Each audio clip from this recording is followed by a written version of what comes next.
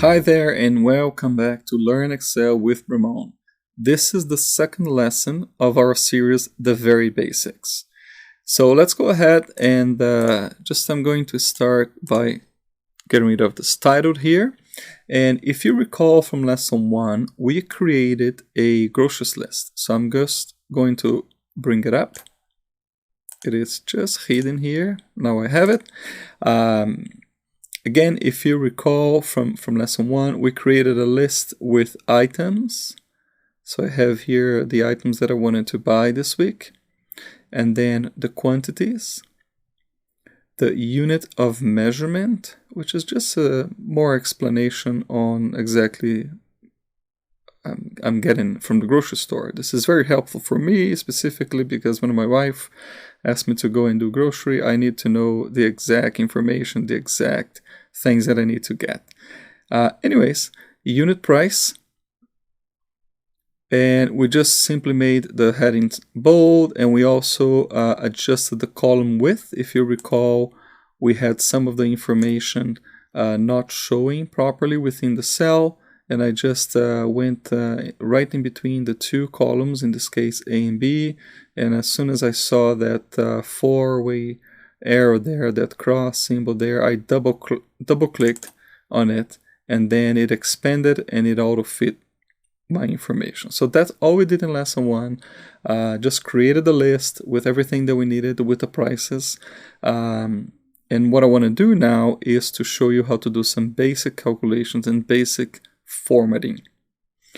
Okay, what I want to do here in this column total price is to obviously find out how much each item is going to cost me based on how many units or how many pieces I'm getting. So I'm just going to start by typing into cell here that it's on the roll for the milk item. I'm going to start by typing the equal sign. So I just type on the keyboard equal sign.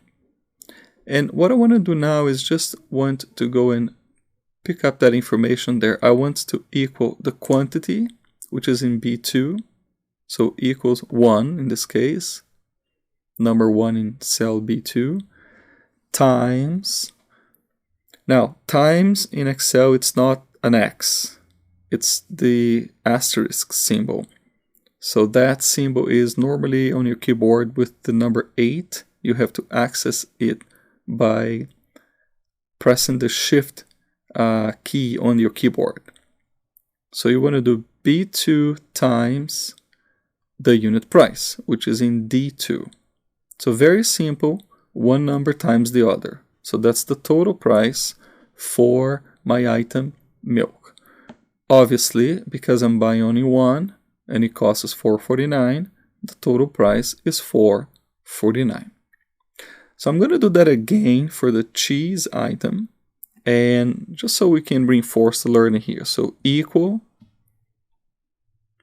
By the way, the order doesn't matter. I can do B times D or D times 2. It's a multiplication. It's going to do the same. I'm just going to follow what I'm doing here.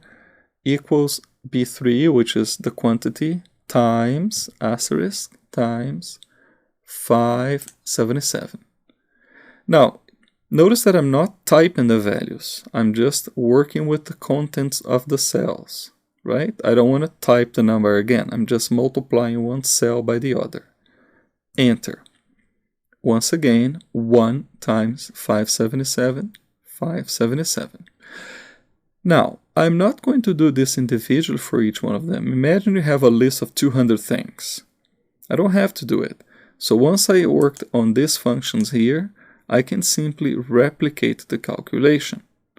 So there are different ways of doing this. The easiest one is to simply go right into the little corner there of your selected cell and you see a plus sign.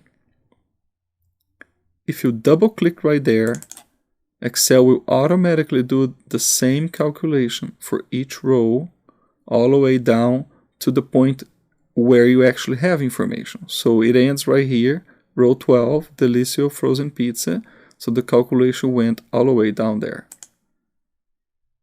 And obviously, if you want to check, you can click here, for example, 12 times 79 cents equals $9.48.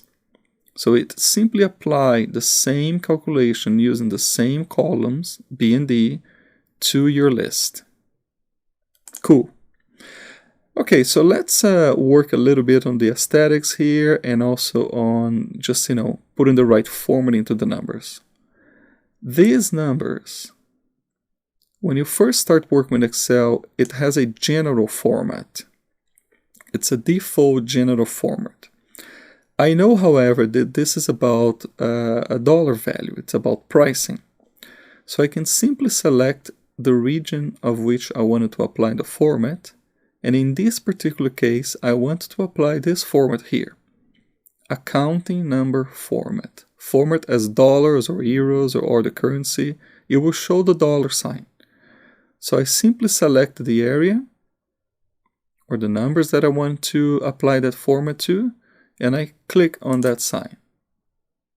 Didn't change the numbers, but now it's looking a lot nicer than before.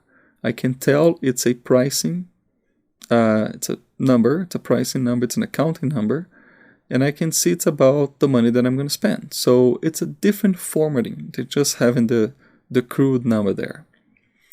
It is totally personal. You can do it, you cannot do it.